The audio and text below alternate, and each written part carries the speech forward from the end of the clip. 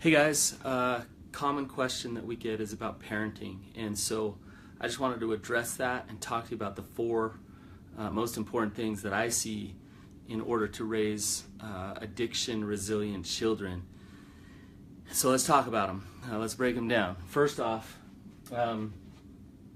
first thing is let your kids feel. And what that means is allow them to experience their emotions instead of shutting them down all the time. And believe me, I have 4 kids. I know kids are emotional, and it doesn't mean to let them scream and yell and do whatever they want all the time. But what it does mean is to validate their emotion and empathize with them and let them know that it's okay to have emotion. And so when they experience something, instead of just telling them to get over it or to shut up or anything like that, just notice it with them. Get mindful with them of what they're feeling. Help that emotion teach them and teach them what that emotion is saying to them. And so let your kids feel. Don't throw numb outs all the time at your kids. And so things like iPads and phones and TVs, and it's okay for them to obviously have some screen time. But if they're constantly just numbing out and avoiding life, then you're actually raising an addict. You're raising somebody who is used to just not feeling and numbing out. So allow your kids to feel, allow them to work through things when they play with other kids, so that they can learn how to feel and how to notice their emotions. One thing I do with my wife and my kids is we have what's called Emotion of the Week. Now, if that doesn't sound like a therapist thing, I don't know what does, but Emotion of the Week. So we take an emotion, a good or bad emotion, and we talk about it, we learn about it, we notice it when it comes up with our kids, and it's really helpful. And so let your kids feel, let your kids experience emotions so they don't learn how to numb out their emotions. Secondly, have healthy connection and attachment. Helping them form a sense of self and understanding of their self-worth is really important. And you as a parent play a huge role in that, as you attach in a healthy way to them. If your attachment is unhealthy, you're going to skew their sense of self in a lot of ways. And I realize as I talk about these things, it's going to bring up a lot of parent guilt, and believe me, all of us parents are screwing up in some ways. But the better we can notice this stuff, the better our kids will be. And so when I talk about healthy attachment, what that means is, as their parent, you are there to help them understand that they're lovable, that they're powerful, that they're sons and daughters of God. And what you don't want to do is turn your kids into things that you use for your own validation. And your unhealthy attachment looks like over-attaching and getting your validation and your sense of purpose and self from them. That puts a lot of pressure on them. It causes a lot of shame.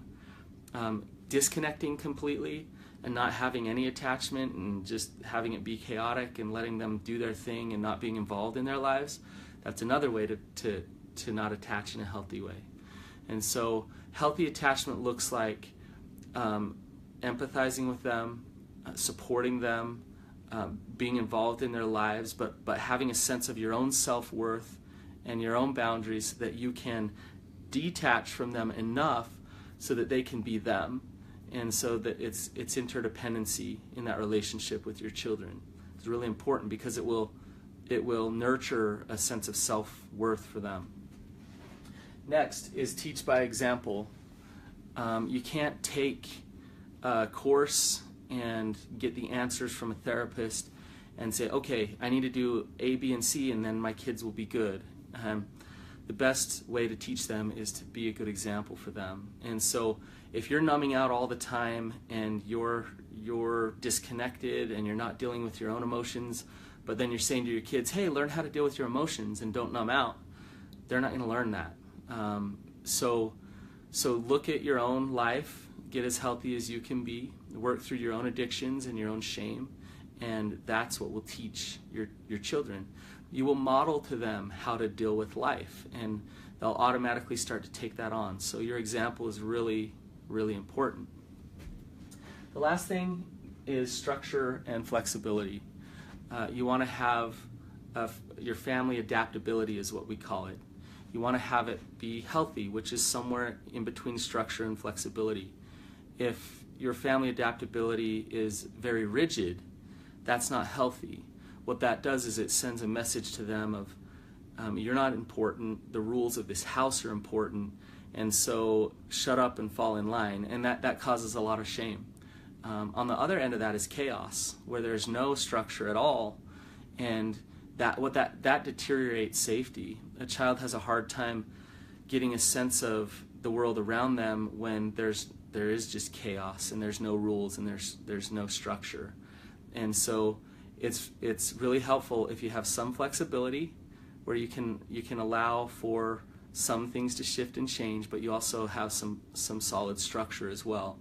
And as a parent, that's really hard because we can often feel like we're always screwing up. We're either being too rigid or too chaotic, but we're finding a balance there is the goal. And if you find that balance that's healthy, it's going to support your kids to be them and to be healthy. And so those are the 4 things, you guys, that I think will really help your children be resilient to addiction. I hope you found this helpful. I hope it didn't trigger too much parent shame and guilt. And if you're not good at some of this stuff, then hopefully you can check it out and look at yourself and say, okay, I can shift some of these things and make some positive changes.